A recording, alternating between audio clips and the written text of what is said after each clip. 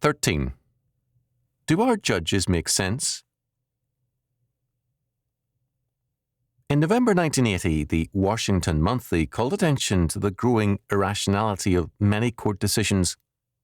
For example, the U.S. Court of Appeals recently ruled that the police can search a paper bag without a warrant, but a zippered leather pouch cannot be searched without a warrant.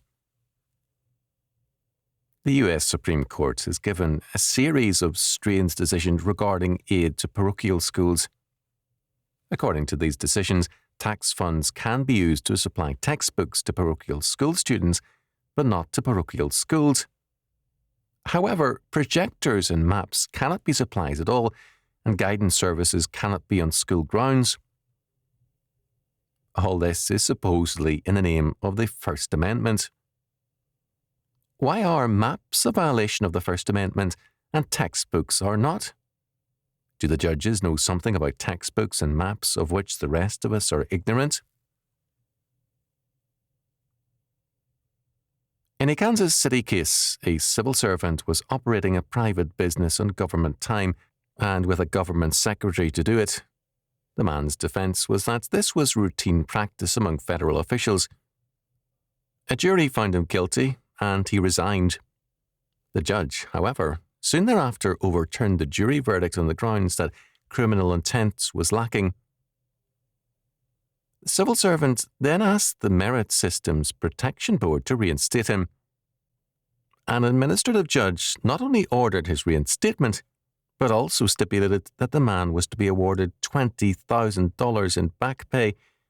The man, by the way, not only pleaded in his trial that everybody was doing it, but also that his job did not take much time, so he used the vacant time for his own business. The law and its judges cannot command respect if decisions, as well as laws, are irrational, unreasonable, and unfair. When the law and the courts make a judgment, it is necessary for that judgment to be right and just to the people if law enforcement is to flourish. However, when people weigh the law and the courts in the balances of justice and find them wanting, there will be serious unrest in a society. Daniel tells us that the fingers of a man's hand appeared on the wall of Belshazzar's palace to write a sentence of final judgment. Mene, mene, tekel upharsin, that is, a judgment stating that Babylon's days were numbered. It was weighed and judged.